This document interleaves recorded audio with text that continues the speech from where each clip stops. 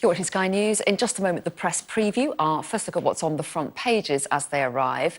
First, though, the Duke of Sussex has been speaking this evening for the first time since the announcement that he and his wife would no longer be working members of the royal family. He said that he hadn't made the decision to step back lightly, but he thought there was no other option. He would continue to serve the causes, charities and military communities that are important to him, he said, but the deal was not the one that he wanted. That speech was released just as we came to air, so let's take a listen to some of it now. I want you to hear the truth from me, as much as I can share, not as a prince or a duke, but as Harry, the same person that many of you have watched grow up over the last 35 years, but now with a clearer perspective. I also know that you've come to know me well enough over all these years to trust that the woman I chose as my wife upholds the same values as I do. And she does. And she's the same woman I fell in love with. We both do everything we can to fly the flag and carry out our roles for this country with pride. Once Meghan and I were married, we were excited, we were hopeful, and we were here to serve. For those reasons, it brings me great sadness that it has come to this. The decision that I have made for my wife and I to step back is not one I made lightly. It was so many months of talks after so many years of challenges. And I know I haven't always gotten it right, but as far as this goes, there really was no other option. What I want to make clear is we're not walking away, and we certainly aren't walking away from you. Our hope was to continue serving the Queen, the Commonwealth and my military associations, but without public funding. Unfortunately, that wasn't possible. I've accepted this, knowing that it doesn't change who I am or how committed I am. But I hope that helps you understand what it had come to, that I would step my family back from all I have ever known, to take a step forward into what I hope can be a more peaceful life. I was born into this life, and it is a great honour to serve my country and the Queen. When I lost my mum 23 years ago, you took me under your wing. You looked out for me for so long, but the media is a powerful force. And my hope is one day our collective support for each other can be more powerful, because this is so much bigger than just us. Well, we'll talk about that speech a little bit more in a moment. First, though, we're going to take a look at what's on the front pages of the newspapers as they come in. Over the next half an hour, we're going to be talking about those headlines with the journalist and author Christina Patterson and the editor of Spiked, Brendan O'Neill. So welcome to both of you. So let's take a look then at what's making the front pages. And Prince Charles is set to fund the Duke and Duchess of Sussex for a year. That's according to the Daily Telegraph. The Mirror also is leading on the royal story. They're saying that Harry and Meghan are set to make a fortune as they begin their new life. The Daily Mail is also splashing on the royals with the headline, "The Duke and Duchess of Netflix." The Metro reports on Harry and Meghan's exit from the royal family and Prince Andrew's first public appearance with the Queen since he quit public life last year. The FT reports on the nervousness amongst businesses after the Chancellor announced that the UK would diverge from EU rules after Brexit. The Guardian alleges that the daughter of a former Angolan president was able to build up a huge personal fortune on the back of the country's oil wealth, claims which she denies. Papers still coming in. We'll bring them to you as they do. But Christina Patterson and Brendan O'Neill are here with us to talk through the ones we've got and also reflect on Prince Harry's speech tonight, because a lot of the front pages are focusing once again on Harry and Meghan. You've picked out the Daily Telegraph first of all. Charles to fund the Sussexes for a year. And before we get into the meat of this, perhaps we should kind of reflect on how Prince Harry has been describing it tonight. What did you make of that little clip you just saw there? Well, I felt very sad, actually, because I have a huge amount of sympathy for Harry. He did lose his mother when he was a child. He's had to grow up in the glare of the media. He feels that the media basically killed his mother, and he clearly wants to protect his wife and son from what he sees as a similar fate. However, having said that, I think he has handled this whole thing rather badly and continues to. I think that the speech he gave this evening was undignified. I think clearly, the whole thing now is to go straight to social media, go to Instagram, build a brand, make it clear what you feel about everything all the time. I don't think it's appropriate.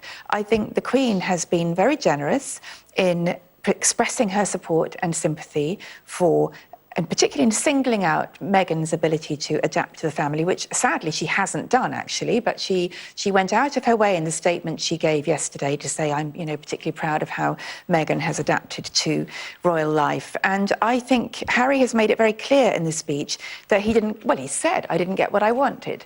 And one thing you shouldn't do when you've just made an agreement and it's been thrashed out over weeks and in the last instance, days, is to say, "Oh, this isn't what I wanted." I think it's graceless, actually. Although the way he expresses it was, our hope was to continue serving the Queen, the Commonwealth and my military associations, but without public funding. Unfortunately, that wasn't possible. I mean, in a sense, is he saying I didn't get what I wanted? Or is he trying to say to everyone, I really did want to carry on, I loved the Queen, I wanted to carry on doing her work, but because, of course, we're not going to take public funding, I couldn't do that. Yeah, I think he is explaining it rather than feeling cross about it. I don't know what you think. I think it's very rare for the royal family to air their dirty laundry in public in the way that they have been over the past week or so. I mean, it's very subtle, but the Queen has indicated that she's not happy about them going. Harry has now indicated this evening in this speech that he didn't get what he wanted, and he's upset about that. So there are hostilities, and if that's what is being said in public, then we can only imagine that there are tensions behind the scenes. So I think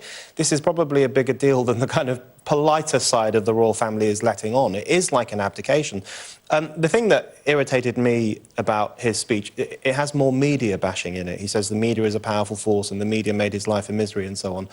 I just wish he would change the record on that, to be honest, because I think what we've had in the Harry and Meghan soap opera is a lot of media bashing, blaming the media for everything, a lot of Britain bashing, this idea that the country is racist, and we've seen a lot of that in the commentary over the past week or so, where people, not necessarily these individuals, although Harry and Meghan have hinted at this, but observers are constantly telling us that the country is racist, that's why we couldn't take to Meghan. I think that's a defamation against the country. This is not a racist country. This is an open, tolerant country. And I think that the way in which Harry and Meghan and their supporters have dropped these hints that the country is racist and the media is racist, I think that will have turned off a lot of people because it just feels untrue to so many people. OK, quick word on that, and we should get to today's papers. I agree. Do you agree with that? Or I do.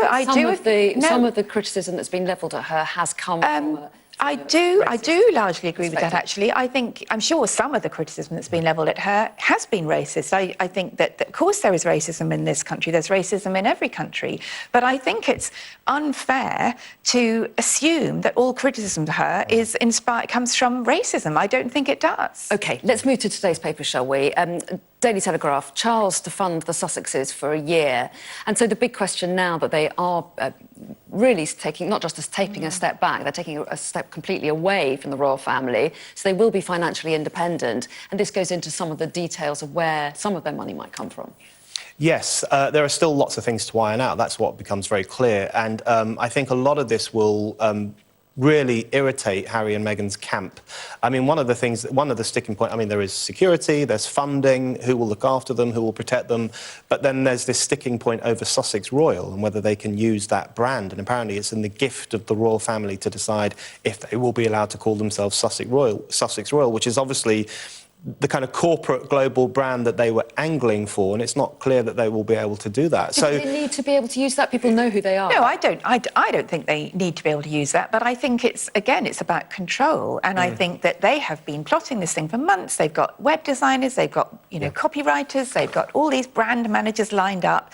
And if the Queen or Prince Charles or whoever kiboshes this, then obviously they'll be very cross. I think clearly, the area they're hoping to move into is the kind of super rich league. They want to be, a la Clooney's, a la Obama's, a la Clinton's, etc. But to be honest, they haven't achieved what those people have achieved in order to be to have the celebrity status they have. Well, let's and just bring in the only- Mirror, just as you, sorry, Brendan, I don't mean to cut you off, but let's bring in the Daily Mirror, because they're implying what you're saying, Harry, billion-dollar battle. I mean, isn't the truth we don't really know how they do intend to make their money or live their life? We don't know, but we can guess. I mean, they mix with the Obamas, they mix with the Clintons, they mix with incredibly wealthy, influential people. Christina's right. The difference is that those people have made a huge impact politically and in public life, and Meghan hasn't particularly done that. Harry, of course, was born into public life. But the thing is, I think one of the key things is that I think one of the things that irritated people about Meghan, I don't think it had anything to do with her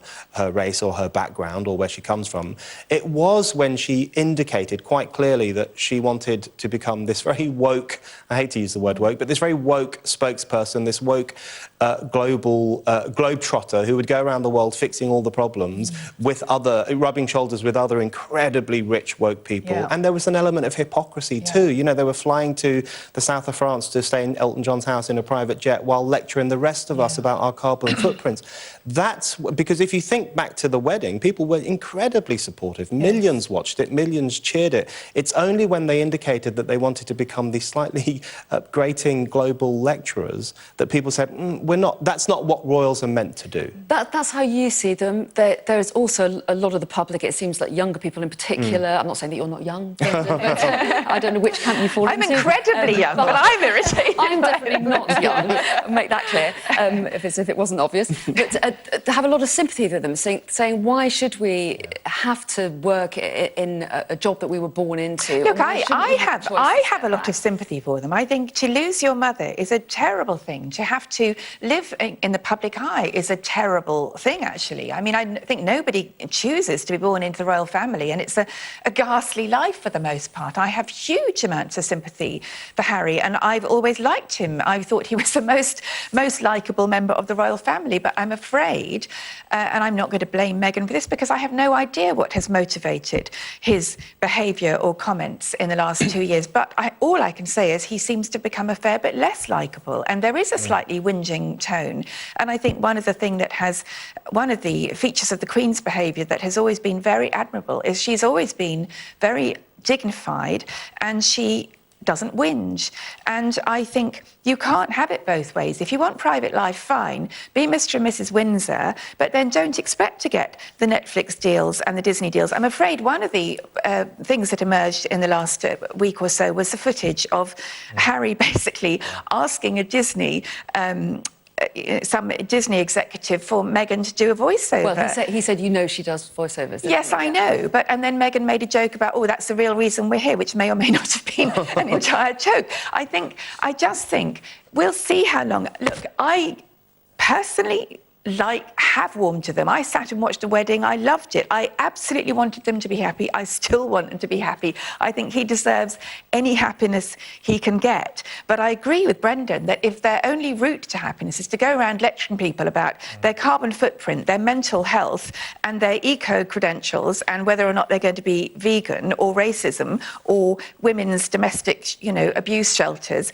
then I think they're going to find, A, their repertoire gets exhausted quite quickly, and B, people are going to get a bit bored with it. Yeah, and obviously they would argue that they're trying to make the world a better place. But let's move on to the front page of the Metro, because they have a picture there of Harry and Meghan. They're out, and then they have a picture of the Queen today going to church and seen with Prince Andrew for the first time in public together, seen since he stepped back from royal duties. Yeah, I'm a real hardcore Republican, but even I find myself feeling quite sorry for the Queen over the past few weeks, because she's been putting up with a lot. There's the whole Andrew crisis.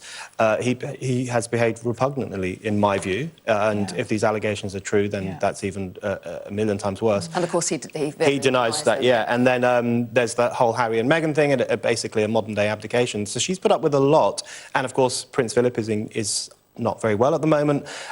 So I found myself feeling sorry for the Queen. But I think one of the great myths of the Harry and Meghan discussion is that Prince Andrew is being treated gently and they're being criticised all the time. That's not actually true. He did retire from public life. He got a lot of flack in the media and he deserved it. But I think the royal family is under a lot of pressure at the moment. OK, we are going to have to leave it there. I'm sure we'll discuss this again when you come back at 11:30. But for now, we're going to take a break and look at some other stories after the break, including the UK's divergence from the EU in post-Brexit is provoking economic alarm bells in Brussels, apparently. We're going to find out about that after the break.